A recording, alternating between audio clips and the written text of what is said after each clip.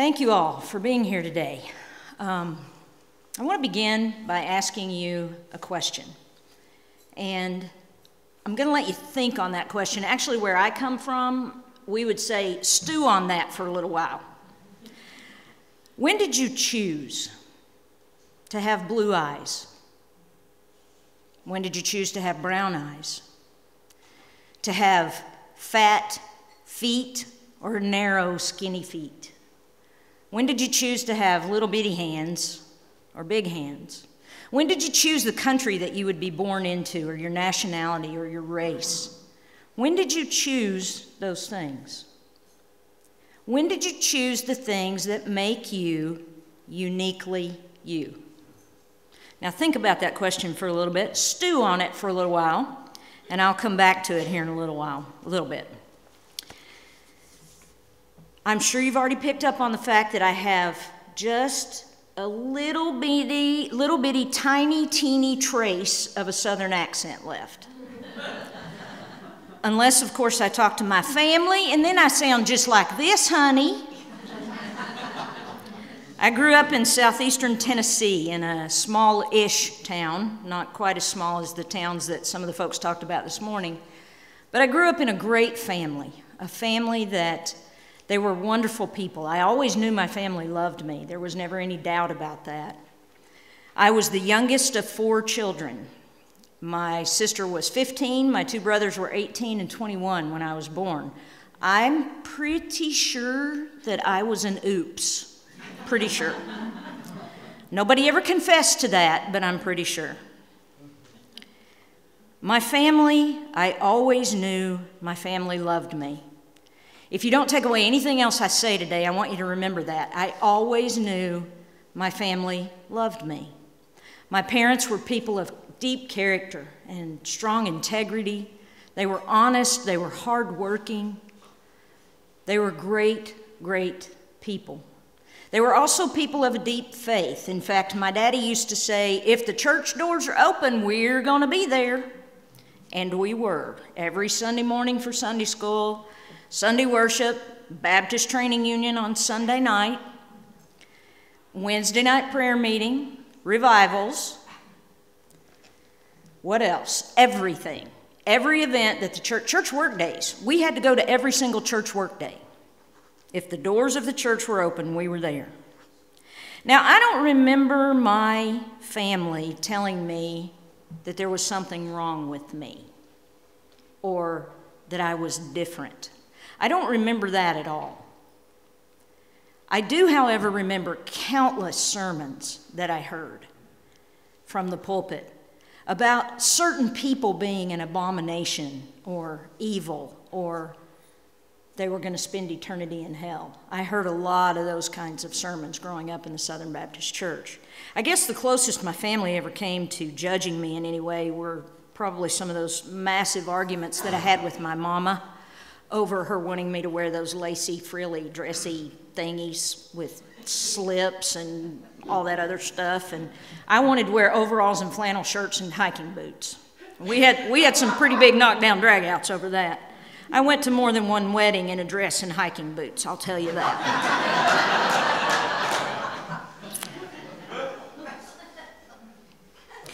Even though my family never came right out and told me that they disapproved of who I was in any way, I always knew that there were these unspoken expectations.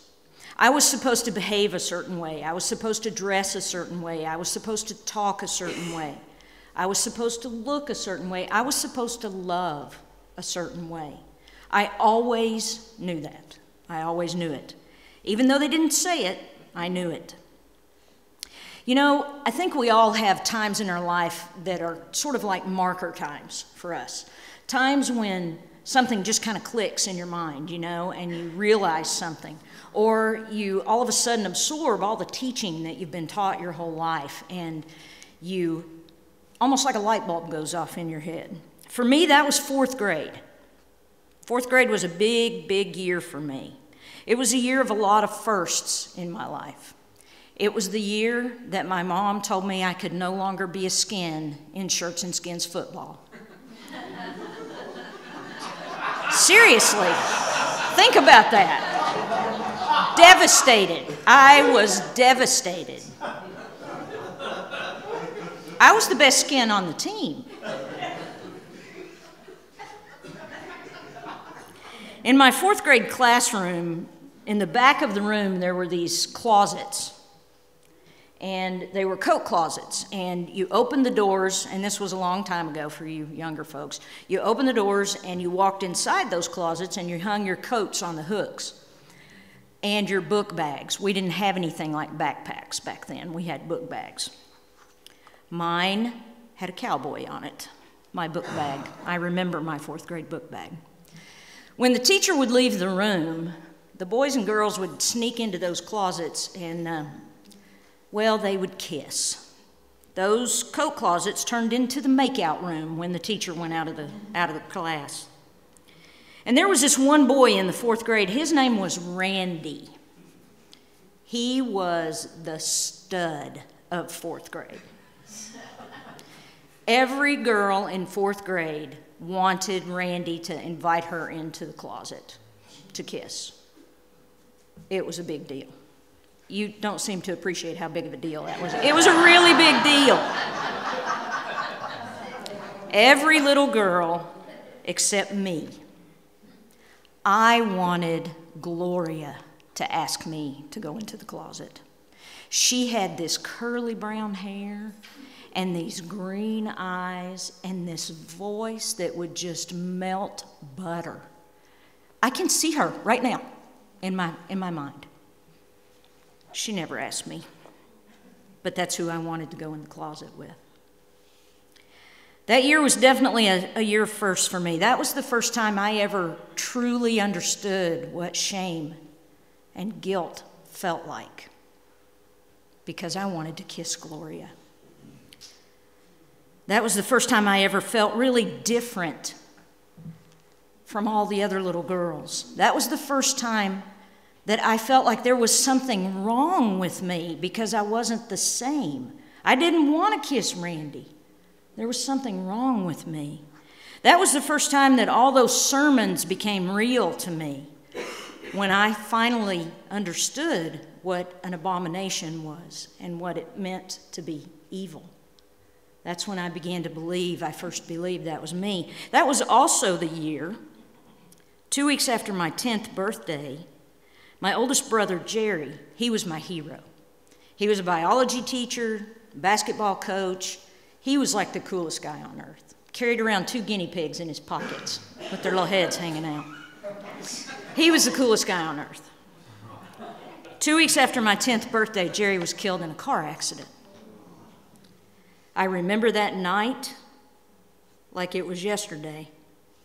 I remember getting down on my knees by the side of my bed that night and begging God to please bring Jerry back and to take me instead, because I was the bad one. Jerry was married, he had 2 children and a beautiful wife, and he was an awesome, good man. I remember that. I remember saying, God, God, God, please, please, please bring him back. Take me. I'm the bad one. Take me. That was the first time that I began to believe that anything bad that happened to the people that I loved was God punishing me for being who I was. And that lasted for many, many, many years. I spent the next 4 decades of my life trying really, really hard not to be that little girl in 4th grade. Trying really hard not to want to kiss any Glorias that I met. And I met some pretty darn hot Glorias over the years.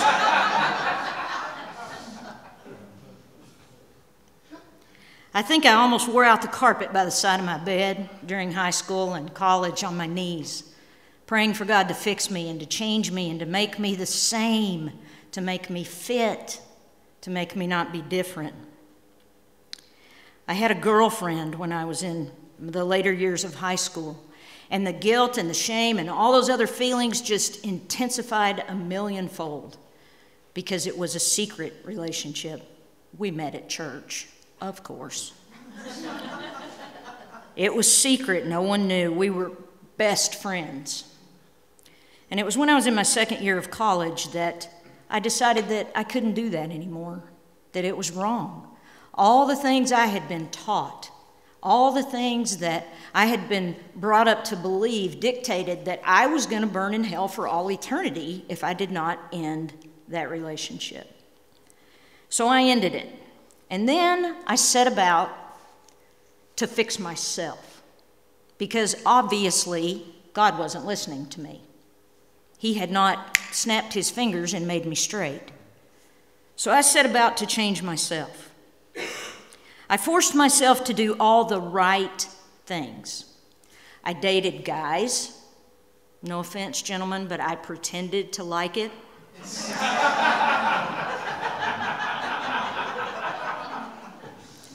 I got married. I had 3 wonderful, amazing children. And let me stop right here and say, please don't take away from here today that I regret any part of that part of my life. I love my children, and for all the things that I've done wrong in my life, all the things I've messed up in my life, they are my 3 crown jewels. They're the most wonderful, wonderful people ever. I stayed married for 16 years. I always knew who I was.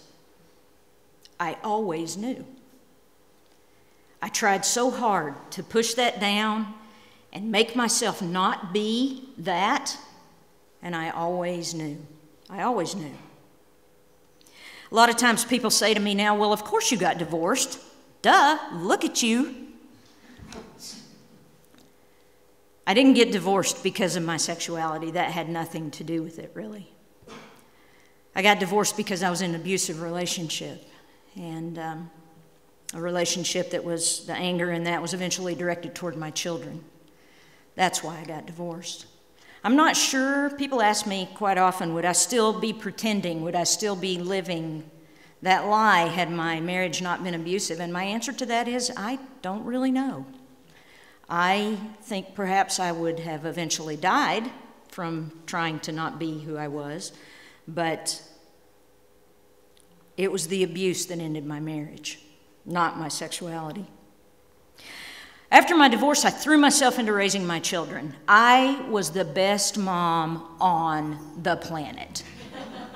If you don't believe me, just ask my children. They will agree, or I will hurt them.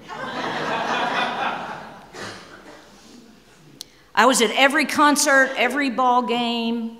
I never missed an event. And times 3 kids, that was a lot of fun. I pretty much managed to make it to every event, and I don't think I lost any of them. Well, there was that one time I left Brad somewhere and I couldn't remember where I'd put him. But other than that, I was a pretty good mom. I was really involved in my church. The kids were really involved in church. I was on the women's ministry team. I taught high school Sunday school. I was on the drama team. I worked with Awana, with the little kids. I was deeply involved in church. And then somebody discovered that I have what my mama always referred to as the gift for gab. So they asked me to come and speak. And I began speaking for Christian women's groups and traveled around all over the country speaking, and was pretty well known in those circles and pretty well sought after.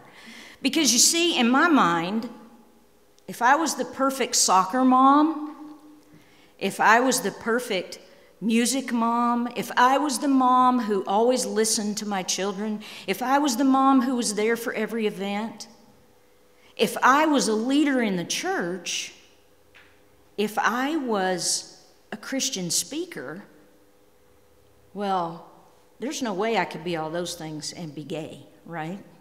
There's no way. No way. Well, as children do, mine grew up and they left home. How dare they? They moved out on their own.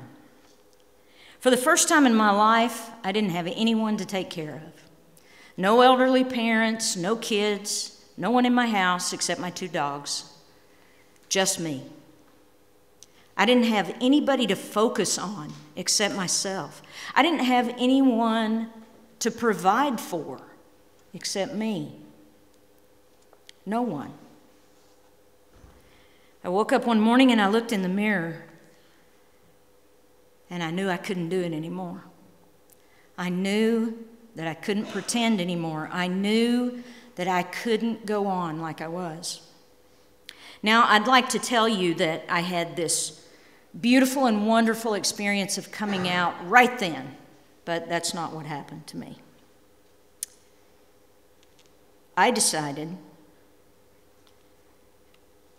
that I could never tell my children the truth because they would be devastated and ashamed.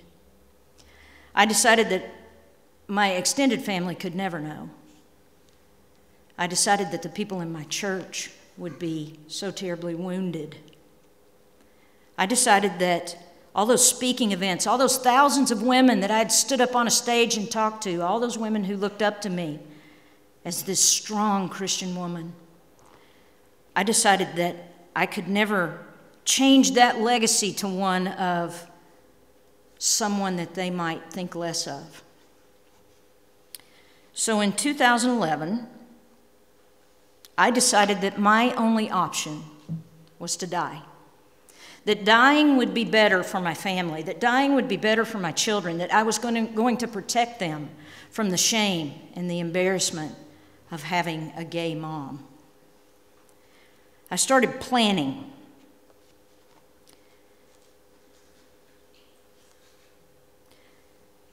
I'm an editor, so I know how to do research. I did all my research, and I had a very extensive plan laid out. My doctor kept trying to get me to take antidepressants because she saw something going on. Just like my sexuality and my faith didn't mesh for me back then, taking antidepressants went against my faith in a big way too, because if you have enough faith, then you don't need those kinds of medications, right? If you have enough faith and joy in the Lord and all that, then you don't need to take stuff like that. I had this vast assortment, plethora, I love the word plethora, of antidepressant samples on my kitchen counter that sat there for months. I would look at them every morning and I would think, I should probably take those. And then this voice in my head from my youth would say, no, no, no, no, no. Just trust in the Lord. You don't need to take that. My plan, my date, was a month after my daughter got married. See, I wanted to be around to walk her down the aisle, and she was like the last one out of the house, and so when she got married, she would be taken care of, you know, they were all financially stable, they were all out on their own. So that was like the final thing that I needed to do, was walk my daughter down the aisle. So I did that in May of 2011. Sobbed all the way down the aisle, and get this, she made me wear a dress. A short black dress with sparkly flip-flops. Oh my goodness. Talk about a fish out of water. I have a deal with my only one who isn't married. I'm wearing overalls and hiking boots and a flannel shirt to his wedding. Yes, I am. My date was a month after my daughter got married. Well, the weekend after she and her husband came back from their honeymoon, my oldest son called and said, hey, Mom, let's all meet in Topeka for dinner. We didn't get to visit much at the wedding, so let's all meet in Topeka. I said, okay, didn't think anything about it. We'd done that a million times. I sit down at the table, and my son is just about to burst. And in my head, I'm thinking, this is good. This is good. I will get to say goodbye to them in person, and they won't know that's what I'm doing. I will be able to wrap my arms around them, and the last memory that they will have of their mom will be one of love. Well, like I said, my son was about to pop, and I was so wrapped up in my own stuff that I didn't pay a lot of attention to that, nor did I notice that my daughter-in-law was simply glowing. My son, as my daughter-in-law reaches in her purse and pulls out a photo and starts to hand it across the table to me, my son says, "Mom, we're having a baby." And I cried, and I cried, and I cried, and I cried. My kids and my son, they all thought those were tears of joy, but they weren't.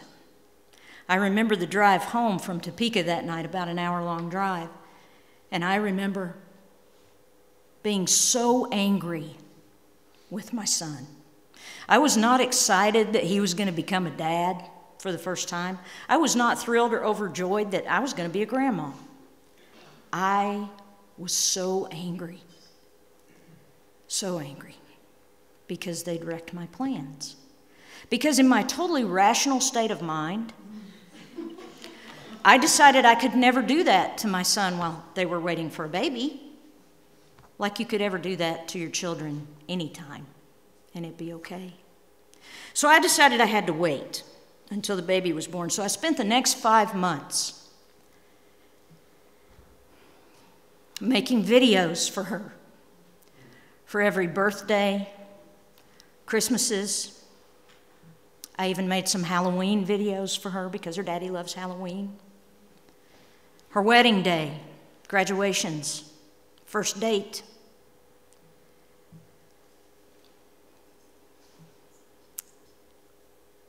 I made videos for all of my children, for the gentleman who owned the company where I work, for my brother and my sister.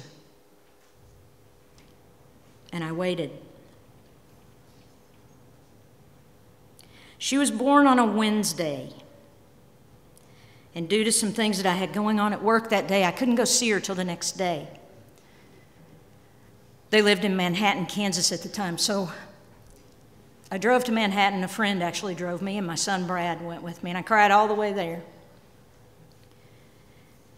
My son placed her in my arms for the first time. And I said,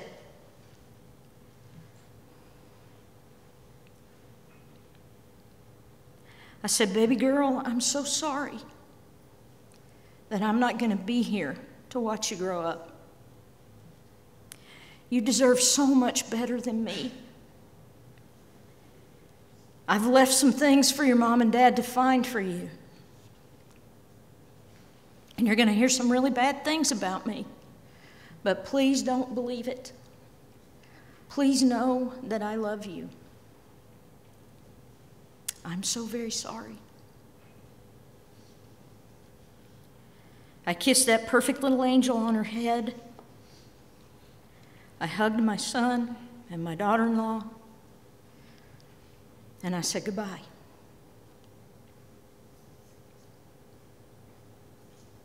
Two days later, I sat at my kitchen table with my cute little box full of videos, some letters I had written,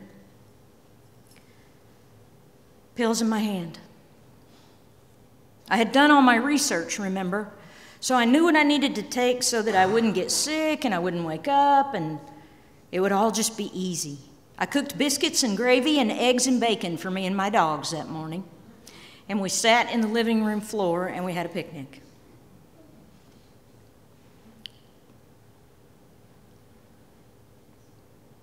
I had the pills in my hand.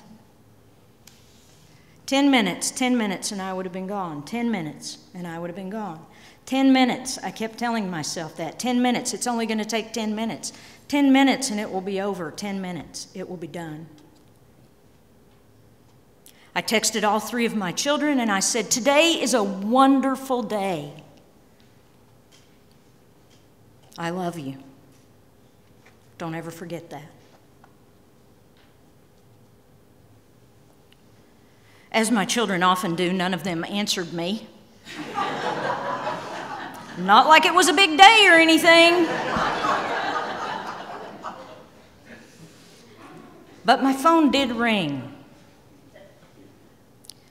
And I'm not going to share all of the events of what happened that day, but I am going to tell you that I was interrupted.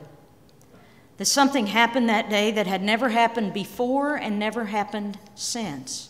That the person who interrupted me that day hasn't spoken to me now since I told the truth about who I am.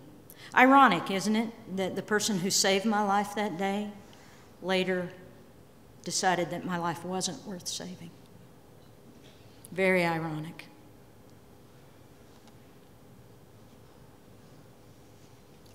I got interrupted long enough for a friend to take me to my doctor.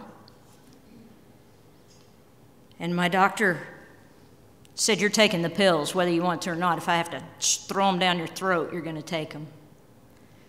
And she also sent me to see someone who's become a huge part of my life that I never thought would, the stupid head doctor. That's what I called her for a long time, in my blog in front of millions of people. To her face, the stupid head doctor. I was probably the worst patient she ever had, and I look back and I wonder why in the world she didn't just kick me out of her office and say, "Don't ever come back. You are way too messed up. You need some serious help, girl." But she didn't. She didn't give up on me. And in fact, she saw right through me. I don't remember if it was the second or third time I was there. She knew who I was without me telling her. And I didn't even have on a bow tie and suspenders. And she knew. She knew. I remember a conversation with her. I don't know whether she remembers it or not, but I remember one. There's nothing to put my foot on there, by the way. I remember kind of like a horse counting, right? I remember a conversation with her when she told me that I needed to be honest or I was going to die. I said, "Is this going to kill me?" And she said, "You need to be honest or you'll die. Maybe not today, maybe not tomorrow, but you'll die. It will get you eventually. The depression and the lying will get you." So naturally, I went right out of there that day and I told the whole world the truth. Right? No. It was several months later, and I was sitting at my desk at work and I fell apart. I had a breakdown. I started crying and crying and crying and crying, and I could not stop. I went over to tell one of the people in leadership at our office that I needed to go home, that I didn't feel well, that I needed to go home. At least in my head, that's what I was saying. If she were here today, she would tell you that I walked up and said, "I need to talk." I think she's a liar. I'm pretty sure I said, "I just need to go home." You know, she so could have said that day, "I'm really busy. I'm prepping for a meeting. I don't have time for this. You look terrible. Go home. Go on your vacation. Go home. Feel better." But she didn't. She could have, but she didn't. Instead, she took me into a conference room. And I can't remember for the life of me everything that was said that day. I don't know how long we were in there. I never said the words to her, but I said things like, "I don't ever want to wear a dress, ever." I said things like, "I'm so tired. I can't do this anymore. I can't pretend anymore. I just need a break. You don't get it. You don't understand. I just can't do it anymore." I went out of there pretty darn sure that I had lost my job because I had a mini nervous breakdown in front of the senior vice president of my company. You know, but looking back, if you're going to come out, go straight to the top. It's worked out well for me. I left to go on vacation, and I was just certain that I had lost my job. I was certain of two things. I was certain that I had lost my job, and because I didn't know her that well as a person, I was sure that she was going to tell everyone. So I was certain, even if she wasn't going to fire me, I could never go back to work because everybody would know. Even if I didn't have on a bow tie and suspenders, everyone would know. The next day, I got a text from her, and it said, "Just checking to make sure you're okay. Just want you to know that I love and support everything about you. Can't wait to see you when you come back. Let your family love on you. and eat some boiled peanuts for me. She has been my strongest advocate. She has stayed behind me and helped me. Her and my head doctor kind of joined forces against me, though, right after that. By the way, I changed her name to the life-saving head doctor about a year or so ago. She's no longer the stupid head doctor. They joined forces and they kept telling me that I needed to tell my children, that I needed to be honest with my children. So you would think that I did that right away, too, right? No. It was about a month and a half maybe later. My oldest son had moved to Canada. So yay, Nate's from Canada. Yeah. So for the first time ever in their lives, I messaged all three of them and I said, we need to talk, and it's serious, and I need all three of you together. My daughter was mad at me at the time, so she replied and said, I'm not at your beck and call. So I told my boys without her, and then I told her a week later. She wasn't mad at me a week later, so. I Skyped with my son in Canada. I went to Brad's house, and his girlfriend Shelby was there, and I Skyped with my son and daughter-in-law. I Skyped. Did you get that? I told my son that I had wanted to kill myself and that I was gay on Skype.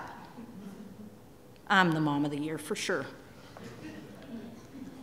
You know, in my head, telling my children about the suicide part, I thought I'd do that first and that would soften the blow. Right? There are certain pictures in your mind that you can't get rid of. One of those for me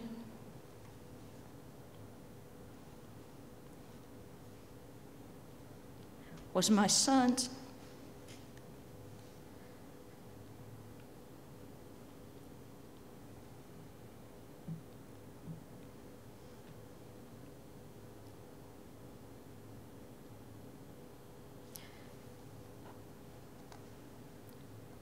Saying, don't ever leave us, Mom.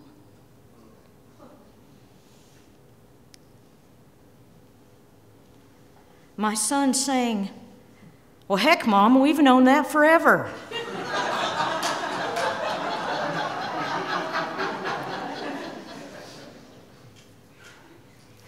My son saying, we love you so much.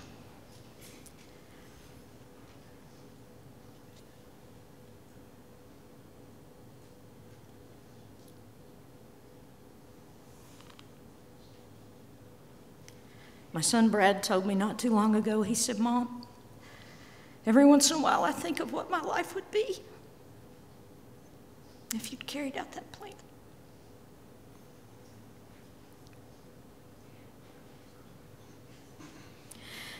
My son Matt told me a couple of weeks ago, he said, Mom, you've always been my biggest fan. Where would I be if you weren't here today?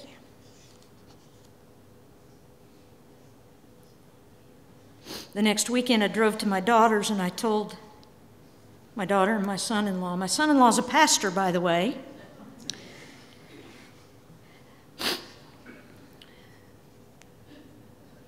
I had a hard time saying the words, you know, so I said to my daughter, I'm really, really happy. I was sobbing.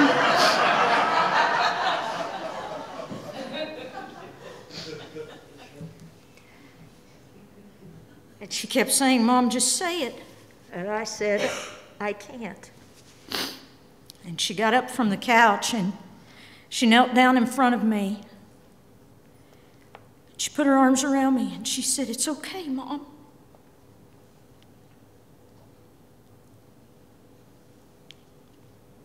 I know you like the girls.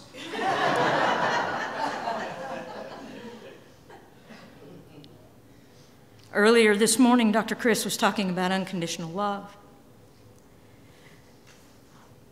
Those experiences with my children were unconditional love.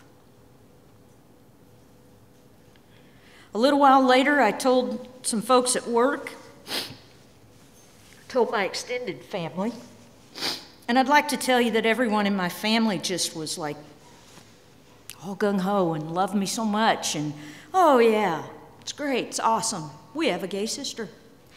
They didn't react exactly the way one of our vice presidents did, who said, holy cow, how awesome is it that we have a lesbian in the company? There's some people here from my office. I bet you can guess which one it was.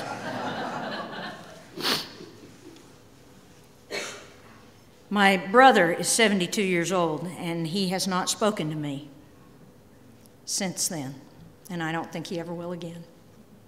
I've tried. I call him, I text him, I Facebook him. I don't think he'll ever talk to me again. So all the people who mattered most to me, all the people closest to me, they knew. They finally knew, right? But I write a blog that has a huge readership. And I was a Christian speaker. Remember that part? So I was still living a lie. 1 foot in one and 1 foot in the other. So I posted a blog on January 13th, or on January 1st, 2013, called Easier to Die. And in that blog, I told the truth about everything. And within a week or so, I was asked to leave my church. I lost every speaking engagement I had. I was booked all the way through 2015. Preachers preached about me from the pulpit by name and called me an abomination. That was a really fun time. But out of that blog, I started to get messages from tons and tons of people, a lot of young people. And a lot of them said, hey, I'm just like you, I want to die. And out of those messages, I came up with the idea that I needed to do something more. The blog was for me, but I needed to do something more for all those people out there who were hurting. So along with the help of my son, Brad, the filmmaker, and some great folks that I work with, we created a short PSA, a public service announcement for the National Suicide Prevention Lifeline. And some really cool things have happened with that. Really cool things. Not the least of which was an email from a little girl named Elizabeth who said, I'm 13 years old and all I want to do is die. I have a gun and I have bullets and all I want to do is die because I'm different. I'm not the same.